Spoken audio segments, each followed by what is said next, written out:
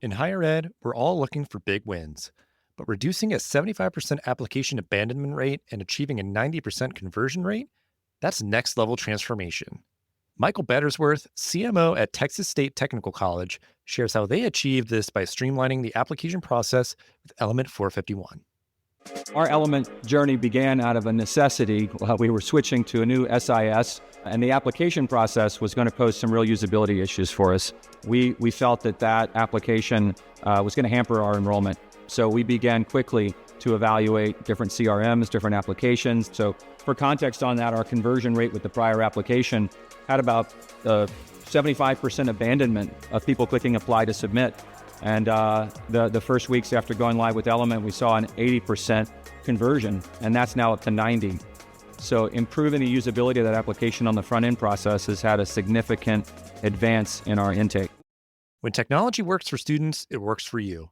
Visit element451.com to see how simplifying the application process with artificial intelligence will lead to significant results for your institution.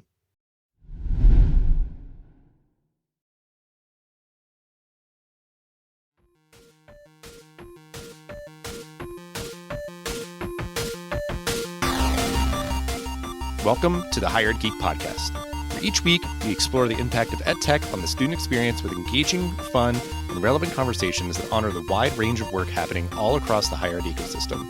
I'm your host, Dustin Ramsdell. I've been working in and around higher ed for the past decade focused on student support and digital experiences. Join me every week for discussions with some of the best minds in education technology. The Higher Ed Geek Podcast is a part of the Enrollify Podcast Network, a robust collection of shows designed to help higher education professionals like you grow. Explore our other shows at enrollify.org or check out some of my personal favorites linked in the show notes below. Enrollify is made possible by Element 451, the leading AI-powered all-in-one student engagement platform helping institutions create meaningful, personalized, and engaging interactions with students. Learn more at element451.com. It's always a treat for me to both have a fellow podcaster on and to have someone come back to the show. We've done so many episodes. It's actually, I try to get a lot of different folks on, but then nowadays I'm like, you know what? I want to talk to the people I enjoy talking to that are, doing great work in the space. So I'm very happy to have Elliot Felix back on the show for this week's episode to talk about his book and way of thinking about everything that I very much appreciate. So just always appreciate the opportunity to speak with you generally, but especially on such an occasion as this to kind of help inaugurate and celebrate your new book. So what inspired you to write this book right now? Well, thanks, Dustin. And I can think of no better person to geek out on higher ed with than you. So I'm really excited to be back here. And maybe I can be the kind of Billy Joel of higher ed podcast guests where, I'm like the reliable favorites, the greatest hits, the crowd pleasers. There you go. I can talk about the demographic cliff. No, I'm just kidding. But what inspired me to write the book, my background is in design, and I really think about design as a way of, understanding and improving the spaces that students learn and live in, the support services that they rely on, the technology they use. And I see design as this really powerful way of thinking, a set of skills, a set of tools that is particularly useful to meet the moment where we have all this uncertainty, we have all this promise, we have this higher purpose, but we're maybe not performing the way we could. So for me, that background in design is really the genesis. It's understanding people, it's making connections, it's collaborating, creating things together, it's trying things out. And a quick story, I start the book talking about this story that sounds apocryphal, but I was working on this student success project and we had all the partners gathered around the table, and there was IT and library and tutoring and the math lab and the writing center and the writing lab. And after we finished introductions, I was saying, well, how come you all have a writing center and a writing lab? This actually happened, and it was just that two basically redundant services grew up in two different parts of the university in two different places, and neither one could kind of imagine working with each other. And design was a way of bringing them together and sorting through all that complexity and confusion and the redundancy and the turf wars And by workshopping it out and figuring out how to work together, we actually enabled them to. And that's, that problem may not be as obvious on every campus or at every college, but I feel like design is this really powerful tool to enable student success by getting folks to work better together internally and, even externally with partners or peers. Yeah, and I think just like, because I think even just the word choice that you use often was just like the way that you like speak and think and kind of, put ideas out there, like, and, with this book, like The Connected College, like, because I think that's the idea that so many things are even within, the same institution, like we're all on the same team here, but we're all kind of disconnected. So like, how can you better, connect things together, try to alleviate redundancies? Because I think it is like a situation, which I think, we'll kind of break this down a little bit more, but like the idea of the same thing in two different places that maybe need like, even on the very micro sense, like duplicate licenses of the same software or something to like help people like coach their writing to like, the staff to space to like, and you start getting really kind of the bigger picture and more like larger kind of costs and, expenditures and things. So I think that's like just kind of the frame of reference of like institutions are facing a lot of headwinds, a big one of them being kind of financial pressures. What do you feel like makes this book especially resonant in this moment right now for higher ed? I think there are big macro trends.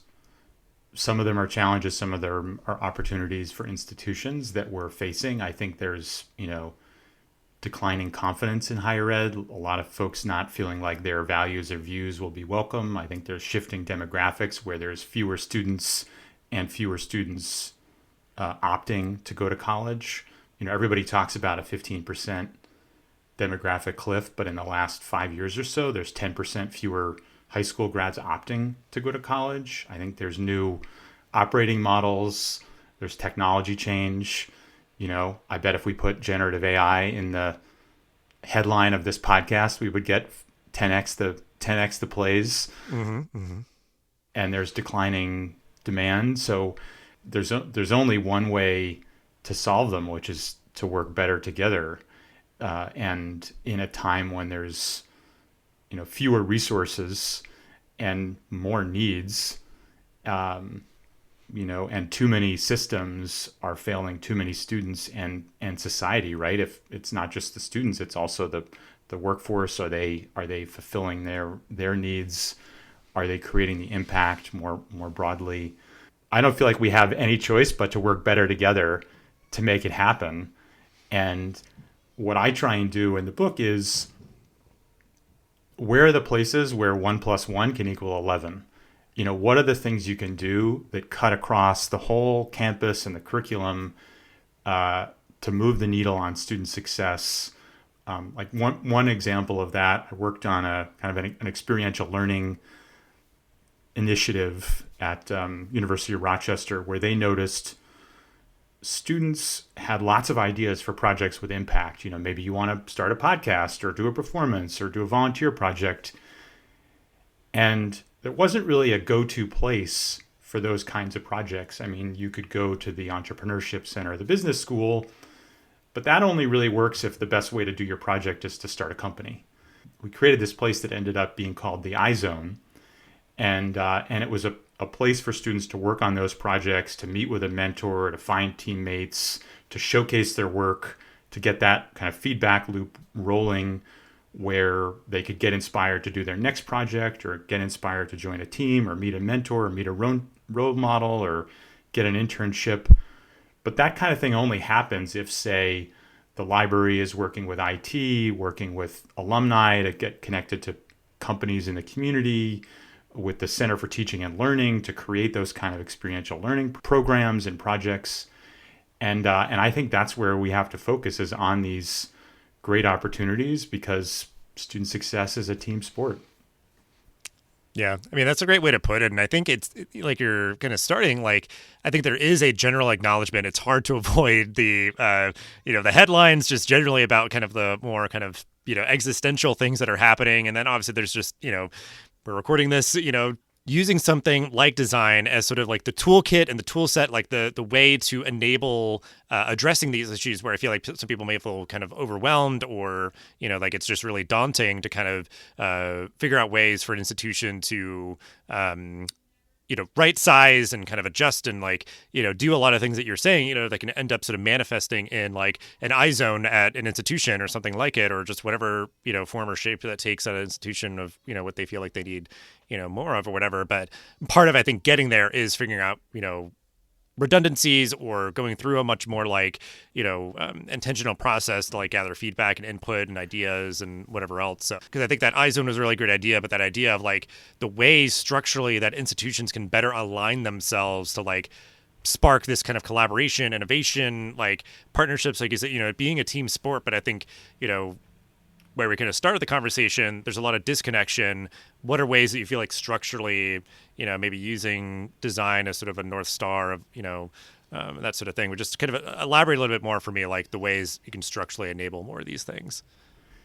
Saying we want to collaborate is practically meaningless. I mean, it's a lot like saying, I like things made of carbon.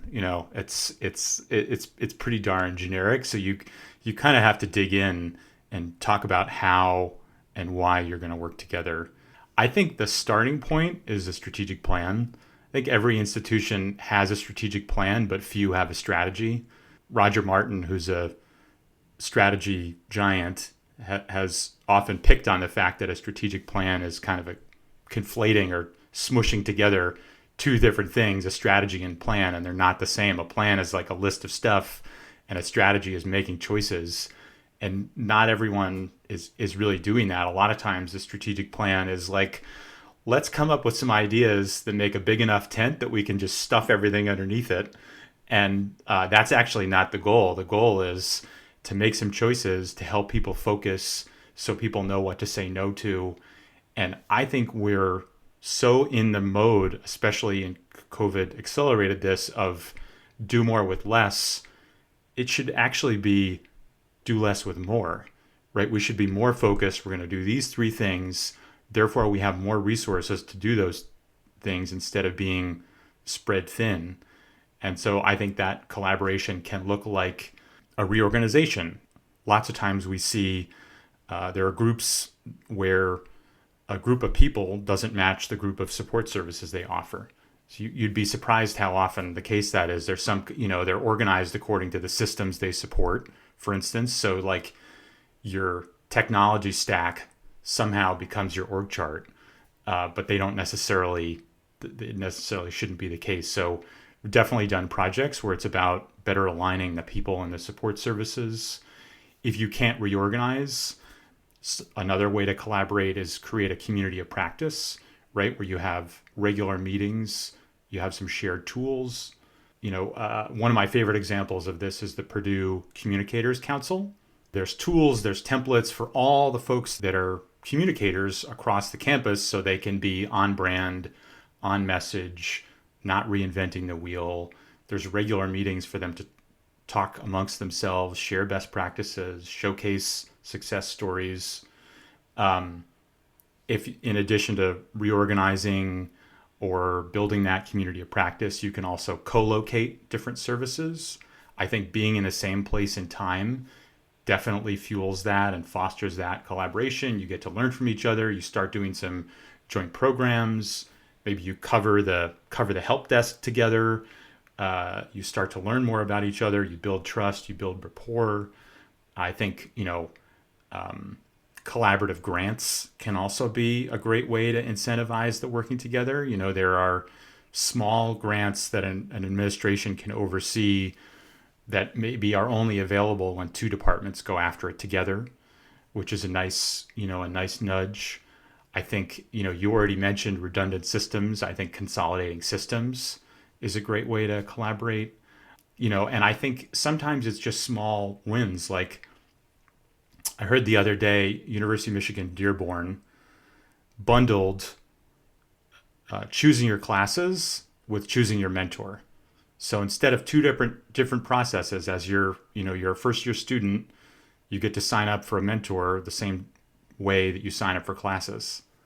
And just that little bit of streamlining is going to massively increase the number of people that opt into that, and it's going to massively decrease the amount of complexity and follow-up. And everybody's got at least 10 of those things they could bundle that way. Well, I like that you gave like two examples, like one physical and one virtual, like literally having people kind of like cohabitate the same spaces, whether that's like a lot of institutions have like the one-stop student success shops or whatever, you kind of just can go to a front desk, ask, for help with something, and there'll be people there to do that, whether that is like, peer leaders or, staff members or whatever. But then even like virtually, like if you can have a hub to do as much of the same things as possible versus, hopping around, like that's all just good, like, sort of user experience stuff, thinking about, the students and everything. And then I love the sort of framing of like strategic plan. It's like, those should be two separate things. Like, yes. But, because like words matter. The idea of this sort of like, cohesive nature of an institution, I think, in this sort of weird kind of existential, spiritual, whatever kind of way that I'm thinking of here. But like the idea of like the tools that you're using, like platforms, technology or whatever, the idea of like every school at the institution is using like a different CRM or whatever, clearly it probably feels like, well, we're kind of separate from them. We're doing it our own way, whatever. It's like, but again, you're all on the same team. We should probably be using like as many of the same tools and platforms as possible, because that's like this weird sort of like tie that binds. Like we're all sort of interacting in the same place and, referencing the same things or whatever. Like that in this weird kind of way is a way that I think like you could talk a big game about like, we're on the same team, we're working together, we got to, do better together. But then if it's like on that very like core functional bits and pieces kind of way, you're not connected, then it's just going to make it harder to do any of those other kind of things. Very much a paradigm shift for higher ed. Yeah, it's really hard because you have you have an access mission, you're trying to make it happen, and you're trying to do as much good as you can for as many people. At the same time, you have to think about how you fit into a larger puzzle and what can you do best, and let other people do what they can do best too.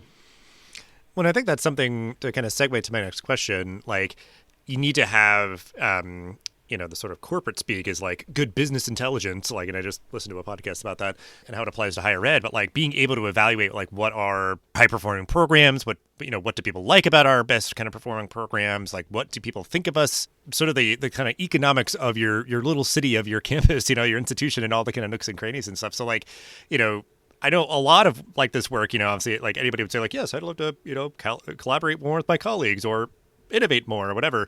The sort of change management piece, the sort of squishy emotional kind of like nature of all this is, I think, where kind of the rubber meets the road. Like, this is going to be the thing that really kind of makes or break this. Like, and something I appreciate about you, you bring a lot of like evidence and data and research to bear in your work, like in conversations that you've had, projects that you've worked on. Like, how do you see that as like crucial ingredient for supporting change management in higher ed? I think is that idea that like anecdotally think people might sort of like, voice support for things or whatever else, but like the idea of like either kind of maybe the urgency of action or where to sort of point ourselves if we're going to say like we're going to innovate. Like, it's like, well, we need to have a plan, we need to like figure out like what we're doing and how or whatever. So like, how do you see sort of like data and like the evidence and research and stuff kind of getting mixed in and blended in with this kind of work? Well, I think that's so critical, the data and the change management and the smushy, mushy emotional stuff. That sort of stew is where the alchemy of change happens somehow. Mm-hmm. And it's really critical. I had a mentor, Frank Duffy, at I think 3 organizations ago. He's one of the founders of a company called DGW that wrote design briefs for the workplace and for learning environments. And I got to work with him. He was almost kind of like the emeritus role on a couple of projects. And one time he asked me, "How do you know that you're right?" Which is just like such a fundamental question. Like, how do we know that we're right?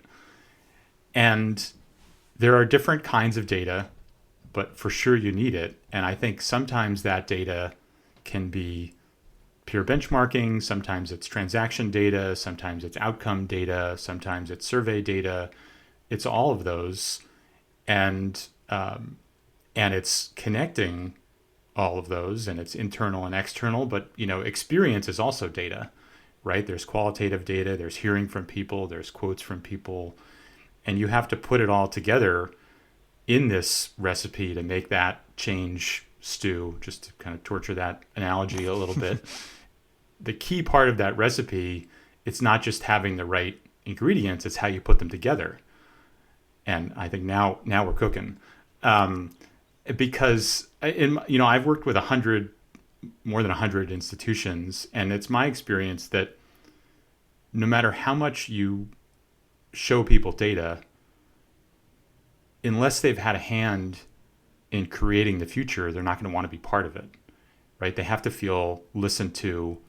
You have to co-create. They have to have a sense of ownership. And so, maybe data are the ingredients, and the facilitation, the engagement, the listening is the preparation. And that's actually what comes together to get people to change. AI-powered and people-focused. This is the future of higher ed. Join us in Charlotte, June 24th through 25th for the 2025 Engage Summit. Learn how AI transforms student engagement by blending scalability with authenticity. Enrollify listeners get $50 off registration with code Enrollify50. Register now at engage.element451.com. Part of why I want to ask that question is I think that higher ed, as unfortunately sort of suffered from this sort of it's very anecdotal decision making, or just sort of not grounding things as much as they could, either in sort of macro data and trends, and even their own sort of institutional insights that they hopefully should be able to glean easily. But yeah, and I think the recipe, the facilitation, the sort of preparation, everything's all those sort of features and natures of the academy, I think are they're good things, but I think trying to combine all of that together to make sure that we know where we're going, why, and how, and then kind of the follow through. So I guess to carry the metaphor too would be the idea of yeah, sometimes you need to just check and be okay, is this cooked all the way through? No, that's not trust, because maybe there's other variables we're not anticipating, kind of thing. You need to make sure that you're not just sort of with sort of strategic plans or whatever else, just being well, we set out this 5-year plan however long ago, we're just going to keep blindly following it no matter what and whatever. I think with this sort of nature of the moment that we're in, you need to be able to adjust and be oh, actually this is cooking quicker than I thought, or it's going to take longer, whatever else, make those sort of adjustments. And obviously just other things I don't know, a global pandemic could obviously disrupt plans, and just being it's expect the unexpected kind of thing. Expect that you may need to make adjustments, but as long as you do at least start from a clear place of having the strategy, having the plan, and all of that together, and then grounding things to be able to justify and defend and all that. Because I feel sometimes it's just these plans are either just sort of forgotten about, or they're flimsy, or they don't even stand up to much pressure in the first place. You'd want to be able to we know why we're doing this. We're going to stick to this. This over here actually, yeah, is somewhere where I think we could be a little malleable and sort of adjust this. But you need to have some sort of foundation, and then having data and insights or research or whatever else to really ground that. I think is you need to be able to have those areas where you're going to kind of dig your feet in. And I think you dig in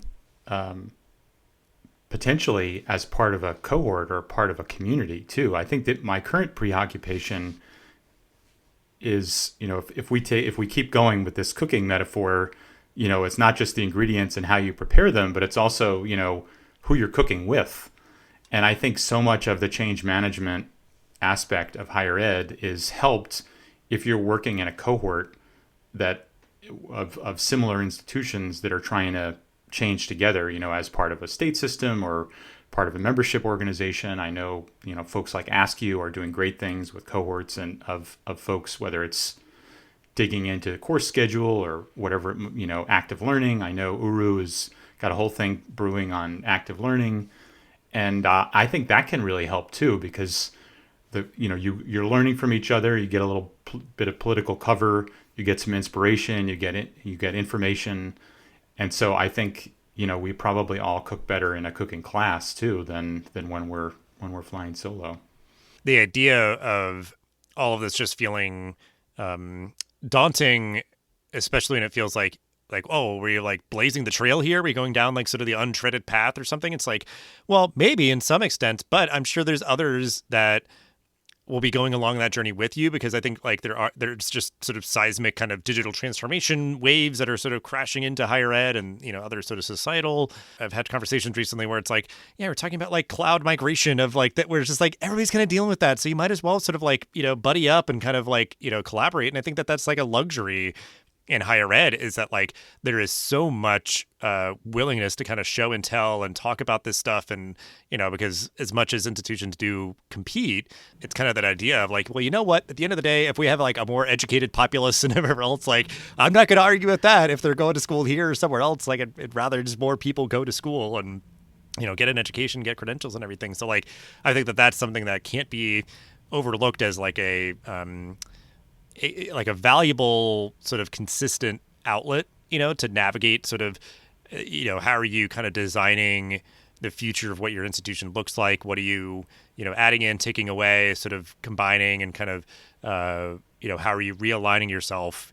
Other institutions are likely grappling with a lot of the same things, or have maybe recently figured it out, and you can kind of, take some cues from them. And I don't think there's ever going to be a super explicit, recipe or, kind of playbook to follow here, but like it could be where it's like, oh, I like how you did that over here, and then how you did that. Like we're going to remix that together and kind of mash it up, and we'll kind of, figure out our own way here. So, as we're wrapping up, I think that is already a great piece of advice, is like, what other advice would you give to higher ed leaders right now as they're navigating all of this turbulence?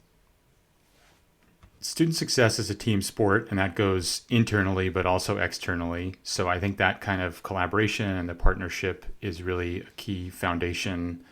And I think success starts with strategy. So the strategic plan that is really helping you focus, I think that's the starting point. And then use that to align your spaces, your support services, your staffing, your systems. I mean, I can think of we did a project for a university that was trying to basically, improve the support for online and hybrid learning. And we audited the systems and looked at the spaces and figured out how can we help faculty do more. It wasn't big stuff. It was blocking and tackling, right? Like, can we get all the services on one site? Can we use one ticketing system so that we can follow up with people when they have issues? Can we just simply define some different tiers of support so that we can better escalate?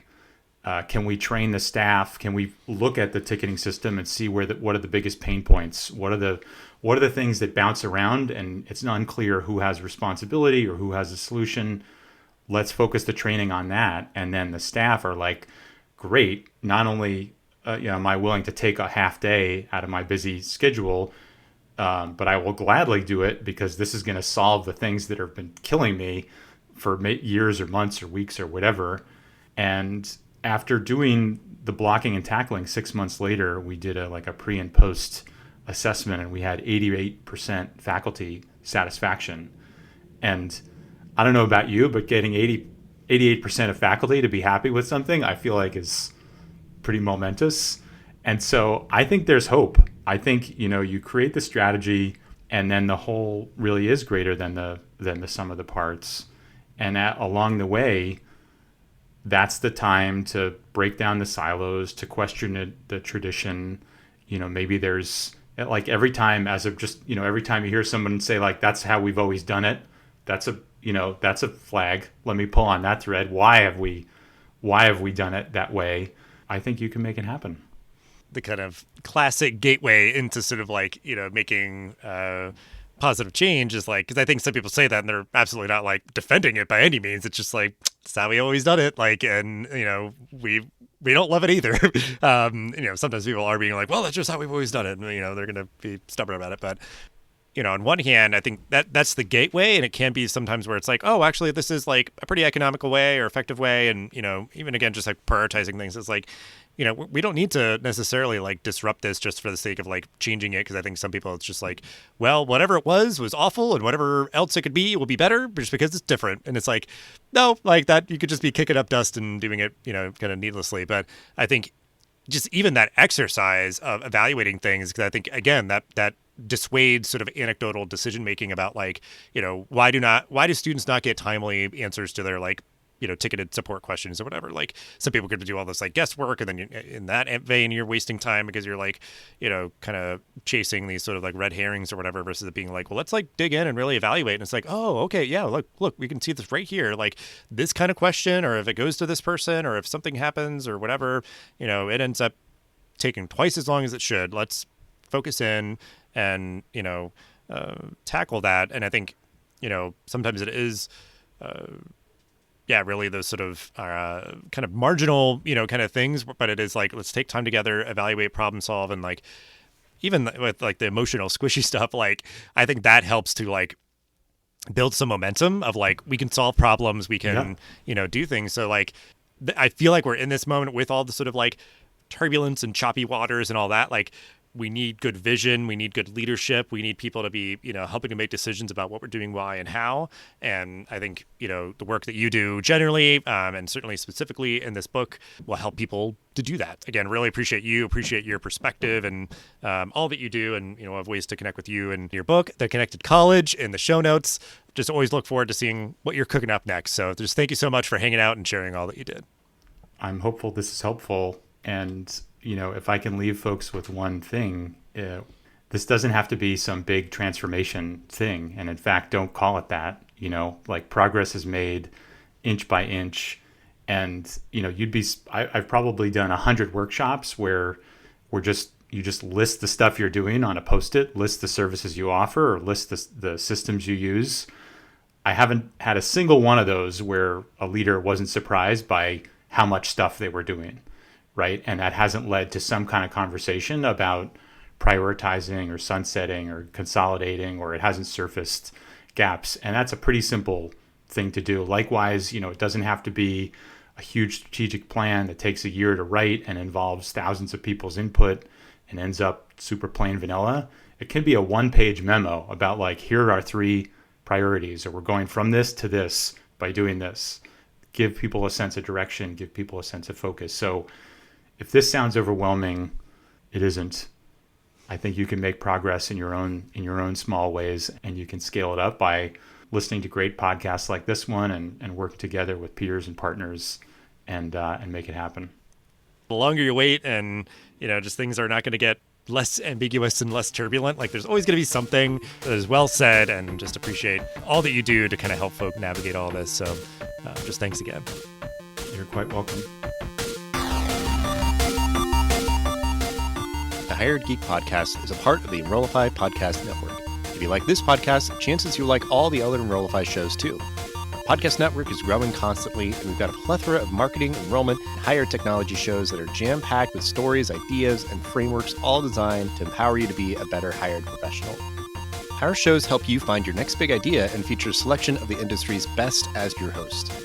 Learn from people like Jamie Hunt, Seth Odell, Dave Kibbolds, and Eddie Francis, as well as so many other of your favorite leaders in higher education.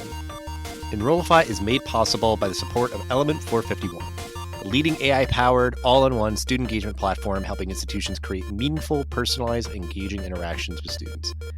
Learn more at element451.com.